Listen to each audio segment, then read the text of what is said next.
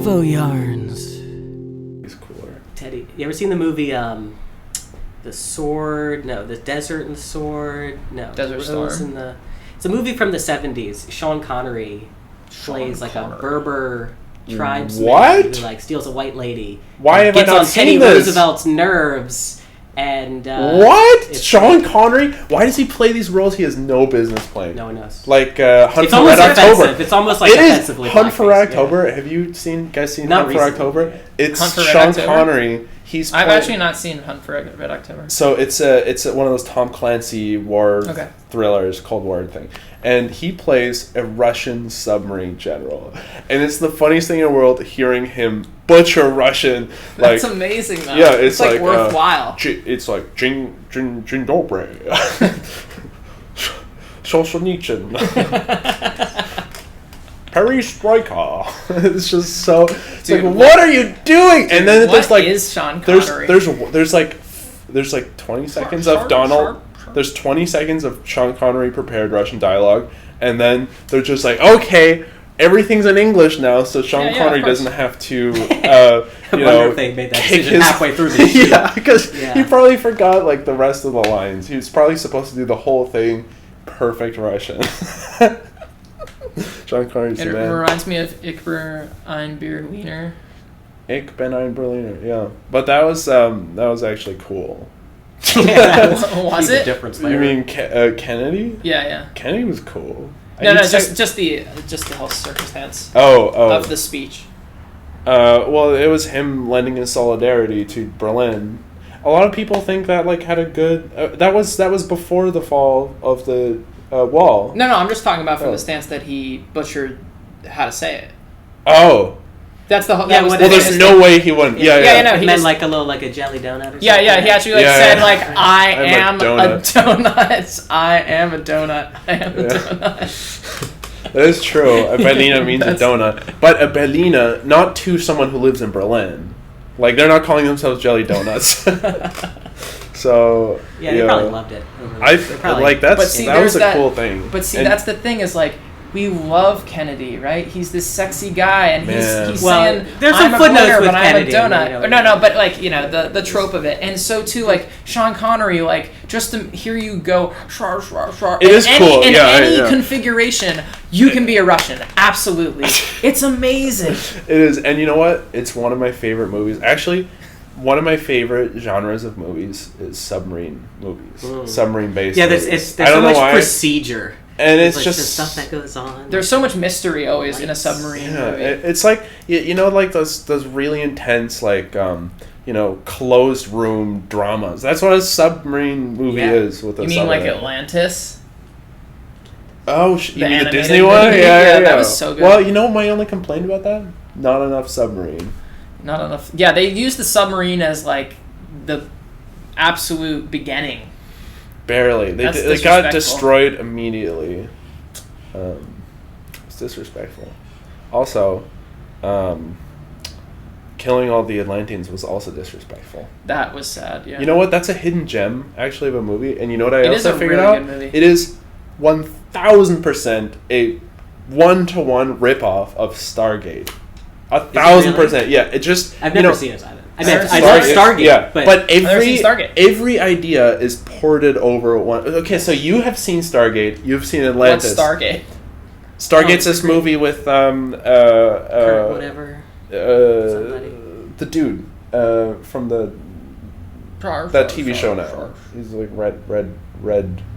Whatever. Anyway, so okay. I will just tell the plot, and you guys can both be like, oh, is this Atlantis or is this the other thing? Okay, so first of all, there's a nerdy, down on his luck, professor, scholarly guy who is on his last leg. He's like, he gets no respect from the community. They all think he's a whack job. They won't fund him. They won't listen to him. And he's not getting any pussy.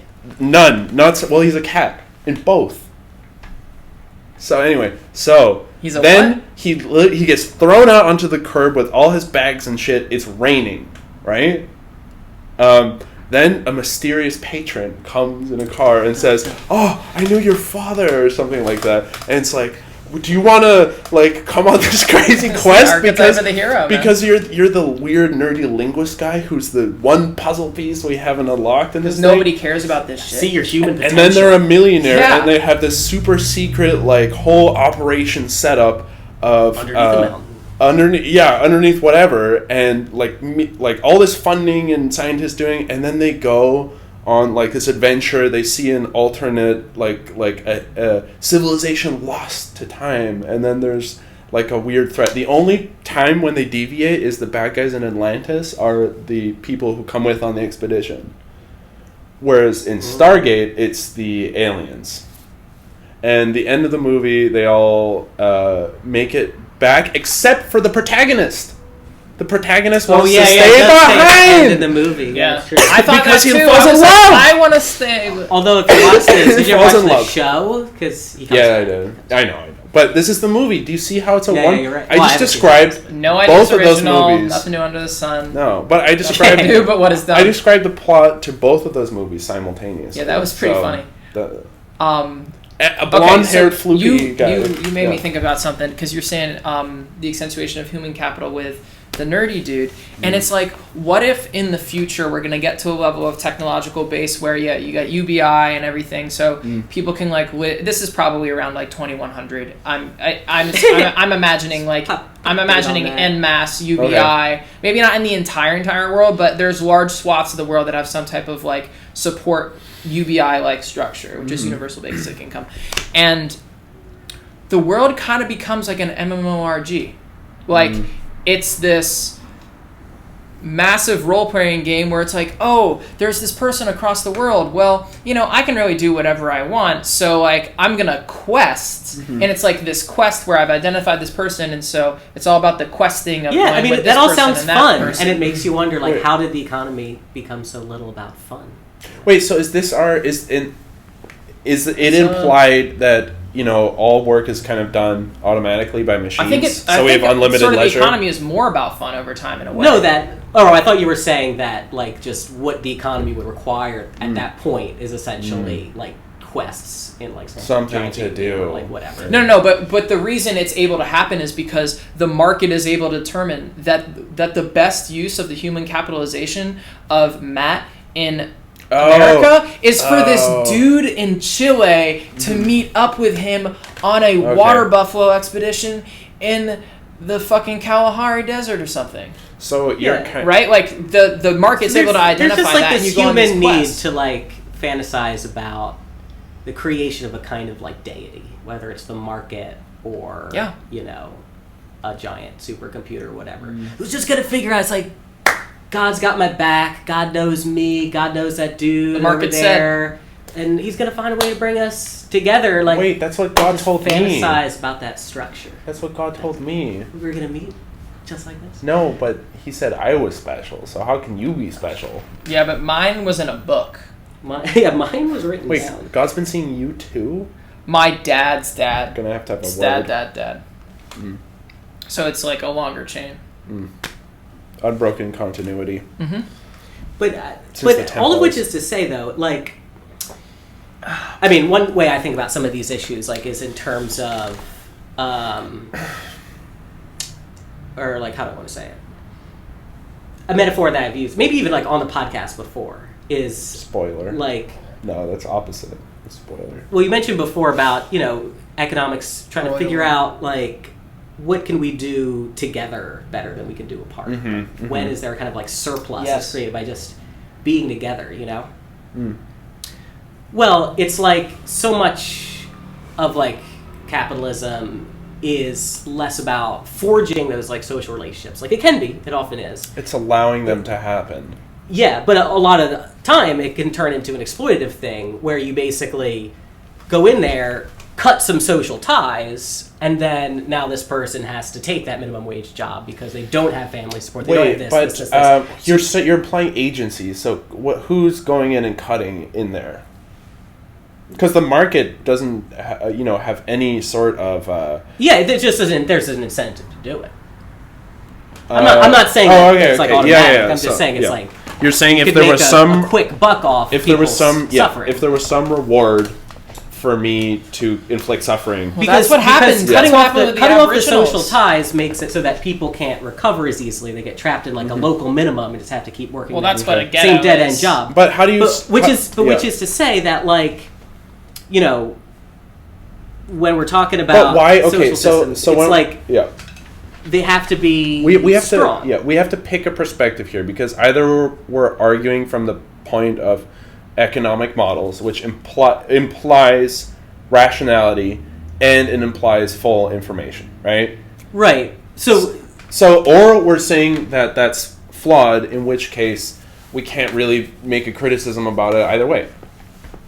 Sure. Yeah. I mean, I was riffing off like the idea of, because I was just thinking about stories, like the idea that like really what we want out of like an economy or social system or a god or something is someone to figure out like, what's my story, like how does my story like weave together, like weave together a social system itself or whatever. And I didn't mean to interrupt. No, it's the nature of the podcast. We have to be careful. But then the game is like, how, you know, can you make a model of that?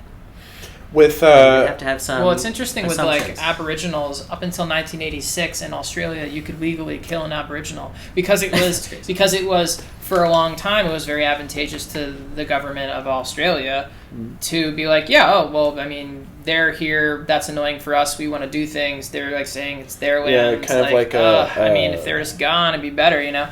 Trail of Tears, Native American genocide, et cetera, et cetera. It happens. Not to detract from that because that's terrible, but have you ever heard of the time that the Australian government fought the emus and lost? Wow. I did hear that headline, but I never clicked it. So one of the biggest problems for, you know, early Australia getting off the ground was emus. It was actually like just messing with stuff, trampling crops. They're a big nuisance apparently. So the government, wanted to get rid of all these emus. They wanted to make them extinct. And they tried making their own government program with strapped cash, which obviously didn't turn out well. One highlight was they couldn't afford like a lot, so what they did afford was, you know, one car thing and a machine gun, and they were just going around machine gunning emus. Didn't work. What? They didn't work. It's really hard to kill an emu. Really? It's really hard. Like, it's just too much work. If it was then if it didn't kill it, make it stronger type thing. They made open contracts for people to hunt and kill emus, but it was like it was hard. And what? Because the emus got shot and then they learned not to. They adapted and evolved. Yeah, well, that actually happened. But the government had to give this up in the end. The emus won. You know what's really sad? And the government didn't give it up. They brought the buffalo like almost all the way to existence. What they would do is, back when they started culling the literally millions and millions of bison in the plains of America, they didn't have refrigerators back then. But they also realized they couldn't just take what they needed for the day, because then the herd would adapt. The herds would always adapt. They needed to wipe them out. They would wipe out an entire herd, and they would take like less than 1/10 of the meat every time, and just like let the carcasses be there. Crazy. And then just that would be what it was. Yeah. That's an example of when you were talking about production before. That's like very, very early production age, where they're like, that's efficient.